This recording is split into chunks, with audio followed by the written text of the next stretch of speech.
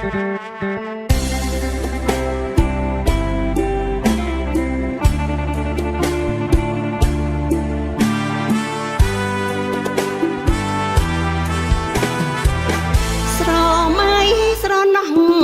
កោះដូនតា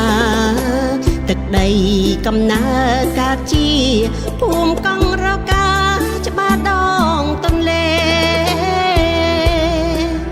ដាំណាំដាំដង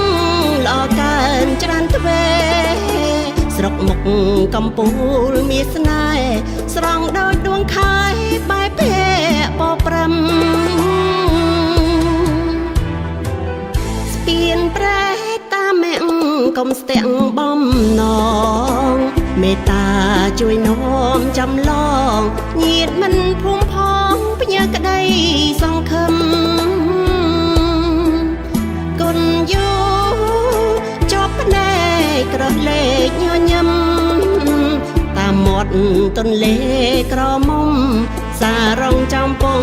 ងូតទឹកប្រឡែងរស៊ីលជ្រៀលជ្រេថ្ងៃទេបន្ទន់រូតរាំងវិលចូលត្រនំដៃកន់ដៀតផ្អមជប់ទាំងសំបានស្រណោះរឿងខ្ញុំកាលពីវ័យក្មេងគ្មានគិត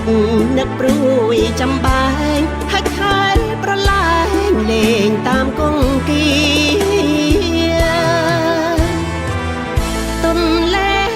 មុងប្រសពមុងវាំងខ្ញុំឈរសម្លឹងត្រែមកខាងទឹកភ្នែករហាមដឹកតាមភក្ត្រាមកនៅភ្នំពេញតុនតែងគ្រប់គ្រាស្រណោះភូមិកោះរកាសង្ឃឹមថ្ងៃណា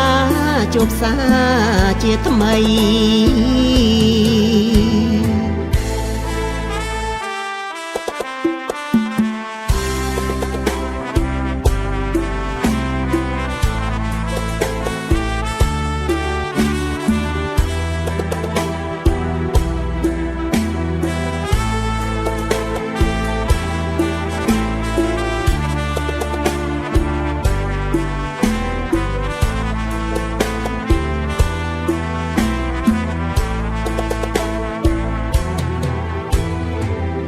រស៊ីលជ្រៀលជ្រេថ្ងៃទេបន្ទន់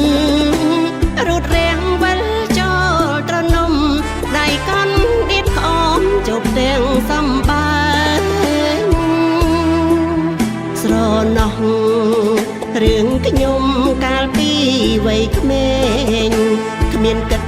នឹកព្រួយចំបែងហើយខែលប្រឡាយលេងតាមគង្គី